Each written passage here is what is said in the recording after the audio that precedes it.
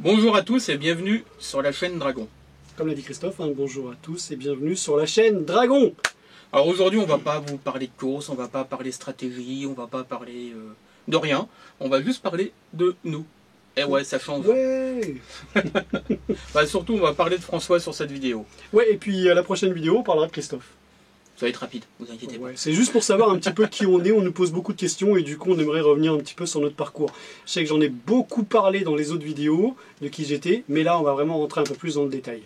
Bon alors, qui tu es, où es-tu né, dans quelle région, Ouais, de quelle origine, après tout pourquoi pas. Alors je m'appelle François Élien et je suis né à Chartres, de père cuisinier et d'une mère qui était infirmière. Quand je dis qui était, c'est parce qu'aujourd'hui elle est à la retraite, vu mon âge. Voilà. Ouais, c'est un vieux. Ouais, un vieux de la vieille, qui a bien roulé sa bosse.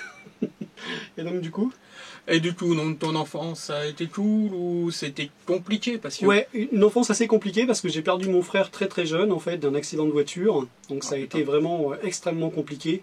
J'ai eu du mal à m'en remettre, mais mes grands-parents m'avaient envoyé, je me rappelle, chez ma marraine et chaque soir quand je fermais les yeux, je revoyais l'accident. Donc ça a été une période assez difficile pour moi et surtout pour mes parents en fait.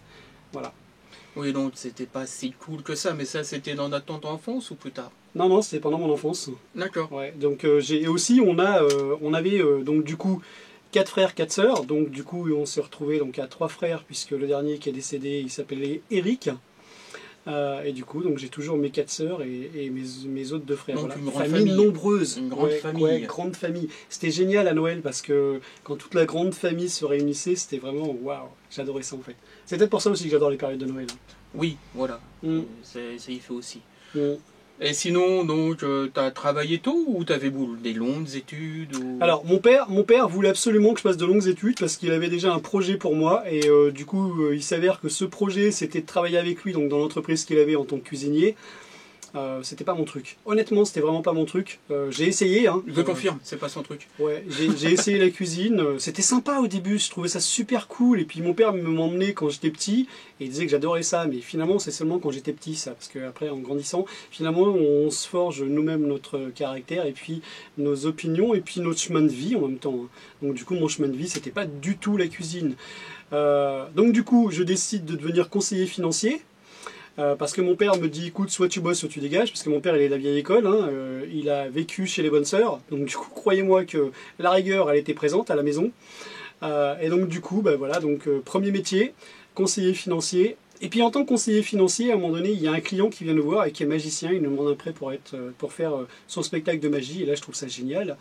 Parce que tout petit, il faut savoir que mes grands-parents m'avaient offert mes parents m'avaient acheté une boîte de Garcimore, pour ceux en tout cas qui se rappellent. Bon, alors là, c'est que pour les anciens, les jeunes, ouais. Vous inquiétez pas. Regardez vite fait, vous comprendrez. Ouais, c'était un magicien qui était assez marrant, il travaillait avec des petites souris, donc du coup j'avais ce coffret, puis j'allais chez mes grands-parents faire ça, et puis à un moment donné, alors là, parenthèse, une petite parenthèse, j'allais dans les magasins, et ça s'appelait Cora parce qu'on habitait à Dreux, et j'allais voler, vous avez bien entendu, sur les bouteilles de Fanta, là où il y avait marqué Fanta, la fameuse étiquette, je la décollais, je la gardais parce que derrière il y avait des tours de magie, ça a commencé là. Et donc du coup après, avec le client, donc je reviens, Donc la prescription, vous inquiétez pas. Ouais. Et donc du coup, j'ai jamais une éponge sur moi qui était à moitié trempée et du coup, je la collais sur les étiquettes et je décollais toutes les étiquettes de Fanta. Une bonne partie. Du coup, j'avais un cahier qui était énorme comme ça où il y avait que des tours de magie. Je reviens donc à la personne qui vient faire un prêt donc à la banque justement pour monter son spectacle de magie, et là il me dit qu'il est dans une école de magie qui s'appelle Georges Proust, donc à Paris, et alors là l'aventure commence. Mon père il a pété un câble, il m'a dit il est hors de question que tu arrêtes ton boulot, tu continues, mais moi tout petit déjà j'étais baigné dans le domaine de la magie, donc du coup je voulais devenir magicien, et puis voilà, donc du coup j'ai fait des cabarets, pas mal de trucs. La magie amène l'hypnose, et du coup c'est là que donc je décide de faire de l'hypnose, voilà. Donc j'ai 2 styles d'hypnose, le premier avec Kevin Finel, qui est l'hypnose ericksonienne, et la deuxième, de l'hypnose flash avec un autre prof. Voilà. Du coup, je monte mon cabinet, forcément, j'ouvre un cabinet d'hypnose, et à travers ça, je m'aperçois que finalement j'ai fait le tour, en tout cas pour moi, parce que je traitais tout le temps les mêmes pathologies, l'arrêt du tabac ou la perte de poids, donc tout le temps la même chose, hein, à un moment donné, Alors que maintenant, l'hypnose est utilisée aussi dans le domaine hospitalier. depuis longtemps en fait, depuis longtemps Ouais, ça a voilà, été mais là, utilisé dans le c'est domaine hospitalier. quand même remis en avant, comme toutes les médecines dites douces, Ouais, qui exact. sont l'acupuncture, qui sont l'ostéopathie, pour les Ouais. femmes qui viennent d'accoucher et tout ça, alors que pendant longtemps, c'était quand même... Un tabou, hein. C'était Ouais, oui, vraiment c'était tabou. Ouais. Il faut savoir une chose, c'est que, alors je pratiquais pas l'hypnose de spectacle, d'accord, c'était uniquement de l'hypnose en cabinet, hein, d'accord, voilà, pour traiter certaines pathologies, et même des médecins, mes médecins de quartier en fait m'envoyaient directement leurs patients pour que je puisse regarder avec eux. Voilà, donc à un moment donné, comme pensant avoir fait le tour, donc en tout cas pour moi, je décide d'arrêter tout ça, donc du coup mon entreprise coule, je la laisse couler honnêtement, hein, donc du coup voilà, j'étais en redressement, honnêtement j'en avais rien à foutre à ce moment-là, puisque j'avais autre chose en tête, je voulais vraiment passer à autre chose, donc du coup je décide de partir pendant un laps de temps en Martinique. Martinique, je fais donc des spectacles de mentaliste, parce que j'ai eu la chance d'avoir comme professeur Pascal de Clermont, qui habite à Bordeaux. Donc du coup, j'ai vraiment eu la chance de l'avoir qui me protège, en fait, que je sois son élève. Et croyez-moi, j'ai bien insisté avant d'être son élève. Je l'ai harcelé, pour être exact, parce qu'au début, il me disait que c'était pas possible. Finalement, je deviens l'élève de Pascal de Clermont. Et à l'époque, j'étais avec ma première femme, on va dire. Et du coup, il me propose de partir avec lui en croisière pendant une année complète. Ma femme me dit, écoute, si tu pars, je te quitte. Ben voilà, hein, comme j'étais amoureux, je suis pas parti. Et voilà, première erreur. Je sais pas si c'est une erreur, mais en tout cas, quand on est amoureux, bah voilà, on fait ça, hein, d'accord, on part pas. Oui. Voilà. Et donc, du coup, je suis pas parti. Voilà. Et donc, du coup, j'ai continué, et puis et il faut que je revienne en tant que conseiller financier, parce qu'à un moment donné, j'en avais marre aussi. Je voulais arrêter.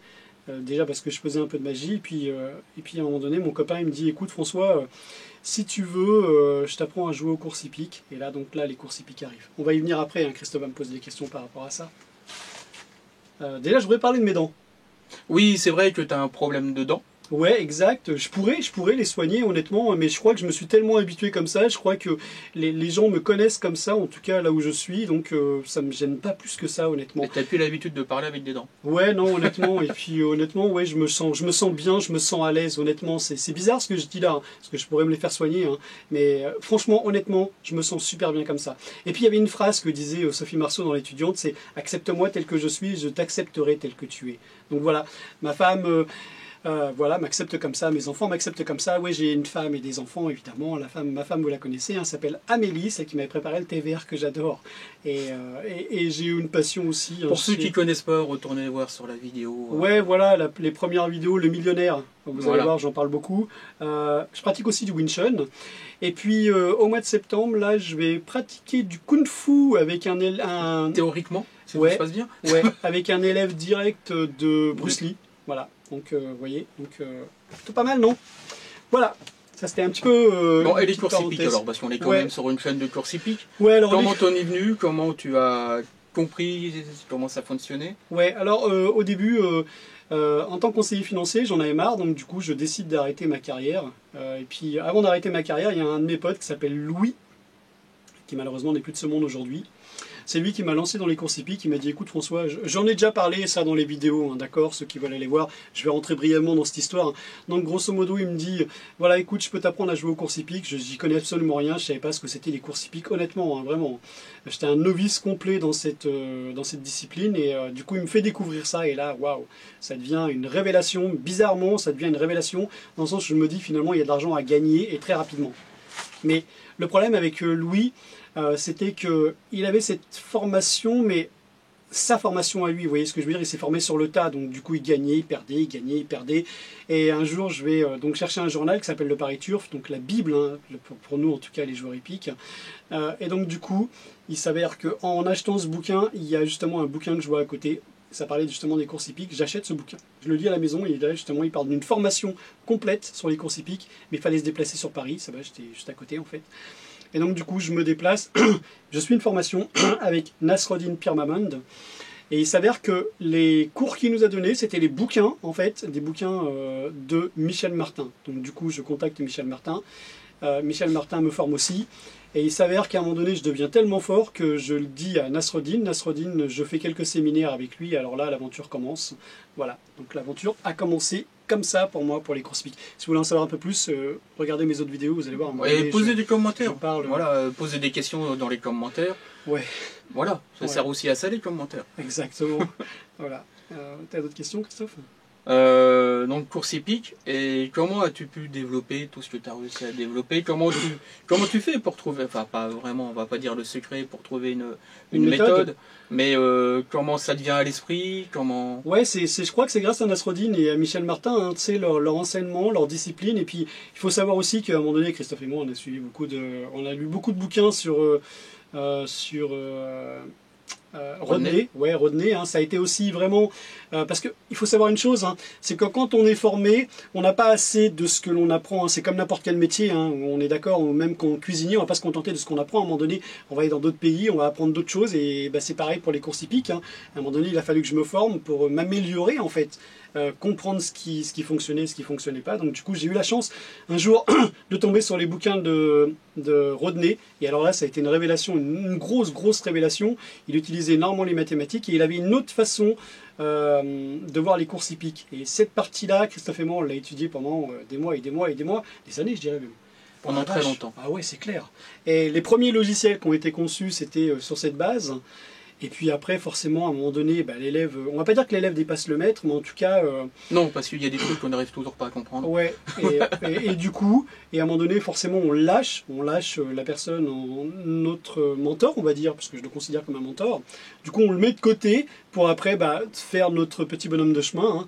Et puis bah, voilà, aujourd'hui, les méthodes viennent comme ça. C'est simple, en fait, quand je regarde en fait, une de mes méthodes, à un moment donné, je me dis, ok, qu'est-ce que je pourrais améliorer? Est-ce que je peux améliorer quelque chose? Est-ce que je peux faire quelque chose? Donc du coup, j'essaye. Hein.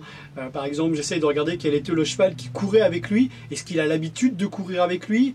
Je regarde la cote, je regarde la musique et toutes ces choses-là. Et puis, comme disait Christophe dans une vidéo, hein, je crois que c'était aussi Les Millionnaires, non, ou l'autre, Forger sa destinée vers l'excellence, celle qui est sur la chaîne. À un moment donné, il disait que il fallait énormément chercher, fouiller, travailler sur la méthode et se poser surtout les bonnes questions. Voilà, donc c'est ça, hein, c'est se poser les bonnes questions pour pouvoir construire sa méthode. Je crois que je me suis un petit peu éparpillé ou perdu. Ouais, un petit peu. Ouais, parce que je ne me rappelais plus de la question. Ça, c'est l'âge aussi, hein. Faut pas le croire, mais voilà. On en reviendra après, ça, l'âge. Donc voilà, mais bon, tu as parlé un petit peu de toi. Domaine épique, domaine sportif, tu as dit que maintenant tu faisais ça, mais tu as fait d'autres sports avant? Ouais, j'ai fait de l'aïkido, j'ai fait du kung-fu au Mans, au Samouraï 2000, j'en ai fait pendant quelques mois. Ça a été sympa, j'avais une première expérience sur Chartres qui était pas terrible, ils se foutaient de notre gueule en fait, on venait de commencer dans le kung-fu et ils se foutaient de notre gueule, donc du coup on a dit, excusez-moi du langage, hein, mais c'est vrai, c'est vraiment ça en fait, hein. Donc du coup on part, puis c'est là qu'on trouve au Mans une école de kung-fu, et puis là c'est vraiment génial. Mais finalement, je m'aperçois que j'ai besoin d'autre chose. Hein, et là, je découvre l'aïkido. Et alors là, l'aïkido, j'en ai fait pendant des années. Je suis passé première dan en aïkido. Avec un prof qui est sur Nogent-le-Rotrou. Voilà. Donc, c'était un prof génial. Et j'ai suivi des cours avec lui. Mais j'ai aussi, vous allez voir, j'ai aussi suivi des cours avec son prof. Avec le prof de mon prof. Qui se trouvait lui sur Chartres. J'ai découvert que c'était son prof et donc du coup ça a été vraiment génial. Et après voilà, plein de stages et voilà. Donc l'aïkido, et derrière l'aïkido, juste après, j'ai fait pas mal de musculation aussi, j'ai arrêté. Alors ça a d'abord été la musculation et après les arts martiaux. Voilà, donc du coup... Et aujourd'hui, du Wing Chun, voilà, j'adore ça vraiment, c'est un sport assez complet je trouve. Depuis que j'ai découvert Ip Man, hein, je ne connaissais pas du tout. Et puis c'est vraiment génial. Ip Man était le prof de Bruce Lee, voilà, qui lui-même a fait du Jeet Kune Do. Voilà. Il a d'abord fait du Kung Fu, Bruce Lee. Je ne vais pas raconter l'histoire de Bruce Lee, parce que je suppose que vous la connaissez, mais bon, voilà, un gros parcours. Voilà. Sinon, as-tu envie de dire autre chose ouais. De toi ou de de ce que tu penses des courses hippiques. Ouais, je me suis vraiment retrouvé dans les courses hippiques. C'est vraiment un domaine dans lequel je m'épanouis vraiment. C'est quelque chose d'énorme. Je me suis aperçu que finalement, il fallait pas jouer à l'aveuglette. Il fallait une rigueur, une discipline quand on commençait à jouer. Écoutez, ça c'est très important. Vraiment, vraiment très très important. Ouais, on ne peut pas jouer comme ça parce que j'ai joué pendant des années comme ça à l'arrache, hein, d'accord. J'ai perdu beaucoup d'argent jusqu'au jour où j'ai commencé à me faire mon premier salaire aux courses hippiques. D'ailleurs, c'est ce qui a permis de payer mon loyer. Mais après, vous voyez, donc c'est là qu'on commence à se forger une discipline. Et comme l'a dit Christophe, hein, tout se passe dans la tête et c'est vraiment ici que ça se passe. Hein. Il faut une mentalité de joueur. Il faut réagir en tant que businessman, hein, parce que quand on commence à jouer aux courses hippiques, on est vraiment des chefs d'entreprise. Considérez ça plutôt comme un chef d'entreprise. C'est comme ça en tout cas que je le vois. C'est comme ça que je l'aborde. C'est aussi comme ça, quand je crée une méthode, je me considère comme un chef d'entreprise qui va mettre en place quelque chose et qui va me permettre de dégager un salaire derrière. Si je fais une méthode pour faire une méthode, je sais très bien qu'il va rien en sortir. Voilà, en tout cas, éclatez-vous, amusez-vous, et puis voilà, je voulais absolument que vous connaissiez mon parcours, qui j'étais et pourquoi je suis là aujourd'hui en fait. Voilà, simplement pour partager avec vous toute mon expérience et pour vous montrer que c'est possible, réellement c'est possible de jouer et aux courses hippiques et de gagner sa vie aux courses hippiques. Voilà, laissez-moi des commentaires. T'avais d'autres questions? Non, bah ça... Ok, bah écoutez, la prochaine vidéo qui sortira, c'est celle sur Christophe, où ça va être plus simple. Oui et non, ça va être plus simple. Bon, c'est bon, on verra. Beaucoup de questions, en tout cas j'espère que mon parcours vous a plu. Voilà, en tout cas vous savez que j'ai une famille nombreuse, vous savez ce que j'aime et ce que je déteste. Voilà, la chanson que j'aime bien aussi, Indochine, j'adore. Goldman surtout. Voilà, allez, je vous dis donc bye bye. Au revoir et à bientôt. À bientôt, bye bye.